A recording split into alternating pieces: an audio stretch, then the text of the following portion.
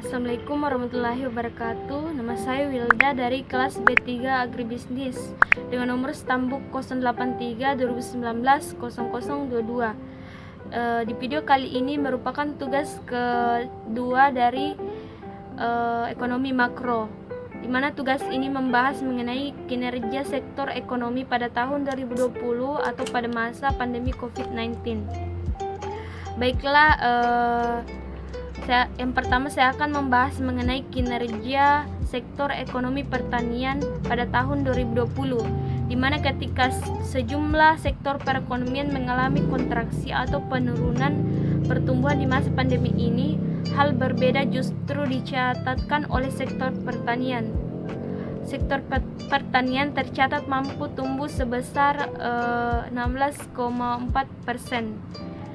Hal tersebut disebabkan karena produk-produk dan sektor pertanian sangat dibutuhkan oleh masyarakat. Pernyataan tersebut juga sesuai dengan data yang dikeluarkan oleh Pusat Statistik atau BPS.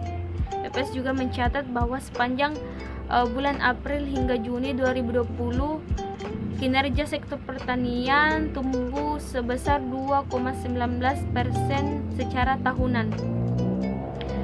Hal tersebut juga terjadi karena dalam kondisi diberlakukannya PSBB pun sektor pertanian dan rantai pasoknya dikecualikan dari PSBB.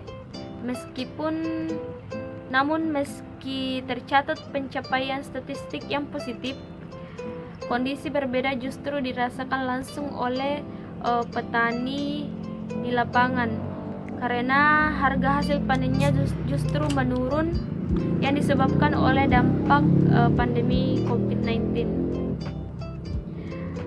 Seperti pada daerah Boyolali, Jawa Tengah, di mana harga jual cabai rawit menurun drastis menjadi Rp7.000 per kilogram.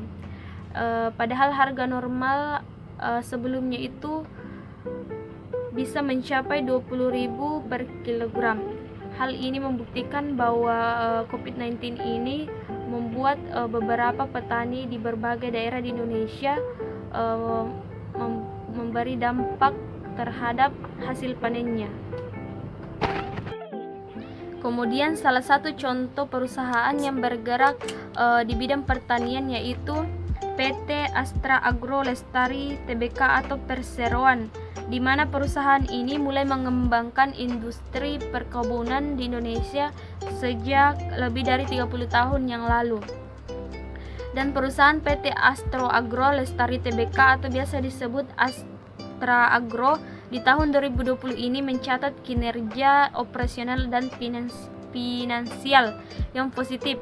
Meskipun di tahun 2020 ini perekonomian dunia menghadapi tantangan yang cukup berat, terutama terkait dengan adanya pandemi COVID-19. Harga CPO atau crude palm oil turun sebagai dampak melemahnya harga minyak mentah yang cukup signifikan. Namun perusahaan ini tetap berjalan dengan normal dengan menerapkan protokol COVID-19 yang ketat. Sementara itu bagi karyawan di head office sejak Maret hingga awal Juni 2020 telah melaksanakan WFH atau work from home. Perusahaan ini pun juga sebelumnya sudah menjalankan operational excellence dan digitalisasi sehingga pada masa pandemi ini justru mendapatkan berkah dan manfaat. Perusahaan yang disebut Astro Agro ini menjalankan 3 program yaitu intensifikasi mekanisasi dan otomasi melalui penerapan inovasi teknologi. Inovasi teknologi ini sangat bermanfaat di tengah masa pandemi.